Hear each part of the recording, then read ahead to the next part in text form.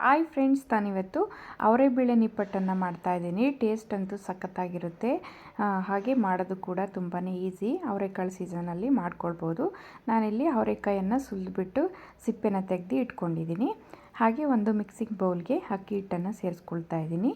ನಾನಿಲ್ಲಿ 3 ಕಪ್ನಷ್ಟು ಅಕ್ಕಿ ಹಿಟ್ಟನ್ನು ಸೇರಿಸ್ಕೊಳ್ತಾ ಇದ್ದೀನಿ. ಹಾಗೆ ಒಂದು 3/4 ಕಪ್ನಷ್ಟು ಹುರಿಗಡಲೆ, ಹಾಗೆ ಒಂದು 4-5 ಬ್ಯಾಡಗಿ ಮೆಣಸಿನ್ಕಾಯಿನ ಪುಡಿ ಮಾಡಿ ಸೇರಿಸ್ಕೊಳ್ತಾ ಇದ್ದೀನಿ.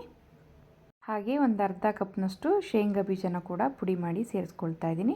ಹಾಗೆ 1 ಕಪ್ನಷ್ಟು ಅವರೆಬೇಳೆನ ತೊಗೊಂಡು ಅದನ್ನು ಕೂಡ ತರಿಯಾಗಿ ಮಿಕ್ಸಿ ಮಾಡಿ ಹಾಕ್ಕೊಳ್ತಾ ಇದ್ದೀನಿ. ನೆಕ್ಸ್ಟ್ ಇದಕ್ಕೆ ಹೆಚ್ಚಿರೋಂಥ ಕರಿಬೇವನ್ನು ಸೇರಿಸ್ಕೊಳ್ತಾ ಇದ್ದೀನಿ. ಹಾಗೆ ಬಿಳಿ ಎಳ್ಳನ್ನು ಕೂಡ ಸೇರಿಸ್ಕೊಳ್ತಾ ಇದ್ದೀನಿ.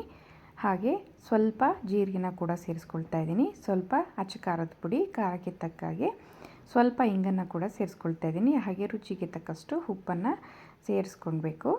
ಹಾಗೆ ಇದಕ್ಕೆ ಎಣ್ಣೆನ ಚೆನ್ನಾಗಿ ಕಾಯಿಸಿ ಅದನ್ನು ಕೂಡ ಒಂದು 3 ಟೇಬಲ್ ಸ್ಪೂನನ್ನು ಹಾಕ್ಕೊಳ್ತಾ ಇದ್ದೀನಿ. 1 ಸ್ಪೂನಿಂದ ಚೆನ್ನಾಗಿ ಮಿಕ್ಸ್ ಮಾಡ್ಕೊಳ್ಳೋಣ. ಎಣ್ಣೆ ತುಂಬ ಬಿಸಿ ಇರುತ್ತೆ, ಹಾಗಾಗಿ ಫಸ್ಟ್ ಸ್ಪೂನಿಂದ ನೀಟಾಗಿ ಮಿಕ್ಸ್ ಮಾಡ್ಕೊಳ್ಬೇಕು. ಆನಂತರ ಕೈಯಲ್ಲಿ ಚೆನ್ನಾಗಿ ಕಲಿಸ್ಕೊಳ್ಳೋಣ. ಫಸ್ಟ್ ನೀರು ಹಾಕದೆ ಒಂದು ಸಲ ಚೆನ್ನಾಗಿ ಮಿಕ್ಸ್ ಮಾಡ್ಕೊಳ್ಬೇಕು. ಈ ರೀತಿ ಚೆನ್ನಾಗಿ ಮಿಕ್ಸ್ ಮಾಡಿಕೊಂಡು ಆನಂತರ ಸ್ವಲ್ಪ ನೀರನ್ನು ಹಾಕ್ಕೊಂಡು, ಫಸ್ಟ್ ಏನು ಜಾಸ್ತಿ ನೀರು ಹಾಕ್ಲಿಕ್ಕೆ ಹೋಗಬಾರ್ದು. ಸ್ವಲ್ಪ ನೀರನ್ನು ಹಾಕಿಬಿಟ್ಟು ಹಿಟ್ಟನ್ನು ಚೆನ್ನಾಗಿ ಕಲಿಸ್ಕೊಳ್ಳೋಣ.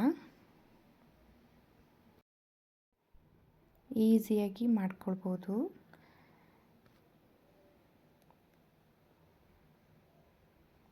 ಚೆನ್ನಾಗಿ ಕಲಸಿಟ್ಕೊಂಡು ಒಂದು 10 ನಿಮಿಷ ಹಾಗೆ ನೆನೆಯೋದಕ್ಕೆ ಬಿಡಬೇಕು. ಆನಂತರ ಈ ರೀತಿ ಉಂಡೆನ ಮಾಡಿಟ್ಕೊಳ್ಬೇಕು. ಹಾಗೆ ಒಂದು ಶೀಟ್ಗೆ ಸ್ವಲ್ಪ ಎಣ್ಣೆನ ಹಚ್ಬಿಟ್ಟು ಈ ರೀತಿ ಪ್ರೆಸ್ ಮಾಡಿಕೊಂಡ್ರೆ ನೋಡಿ ಎಷ್ಟು ಈಸಿಯಾಗಿ ರೆಡಿ ಆಯಿತು. ಎಣ್ಣೆ ಸಹ ಬಿಸಿಗಿಟ್ಟಿದ್ದೀವಿ. ಎಣ್ಣೆ ಚೆನ್ನಾಗಿ ಕಾದಿದೆ. ಒಂದೊಂದಾಗಿ ಹಾಕ್ಕೊಳ್ಳೋಣ. 2-3 ಹಾಕ್ಕೊಂಡ್ರೆ ಸಾಕಾಗುತ್ತೆ, ಜಾಸ್ತಿ ಹಾಕಕ್ಕೆ ಹೋಗಬಾರ್ದು. ಈ ರೀತಿ ಎರಡೂ ಕಡೆ ಚೆನ್ನಾಗಿ ಫ್ರೈ ಮಾಡ್ಕೊಳ್ಬೇಕು. ಚೆನ್ನಾಗಿ ಗರಿಗರಿಯಾಗಿ ಬರ್ತದೆ ನಿಪ್ಪಟ್ಟು. ತಿನ್ನೋವಾಗಂತೂ ಅವರೆಬೇಳೆ ಸಿಗ್ತಾ ಇರುತ್ತೆ, ತುಂಬ ಚೆನ್ನಾಗಿರುತ್ತೆ. ನೋಡಿ ಆಗಿದೆ, ಈಗ ತೆಕ್ಕೊಳ್ಳೋಣ. ಇದೇ ರೀತಿ ಉಳಿದಿರ್ತಕ್ಕಂಥದ್ದನ್ನು ಕೂಡ ಮಾಡ್ಕೊಳ್ಬೇಕು. ನೋಡಿದ್ರಲ್ಲ ಎಷ್ಟು ಈಸಿಯಾಗಿ ಅವರೆಬೇಳೆ ನಿಪ್ಪಟ್ಟು ಮಾಡ್ಬೋದು ಅಂತ. ಇದೇ ಥರ ನೀವು ಸಹ ಟ್ರೈ ಮಾಡಿ, ಹೇಗಿದೆ ಅಂತ ಕಮೆಂಟ್ ಮಾಡಿ.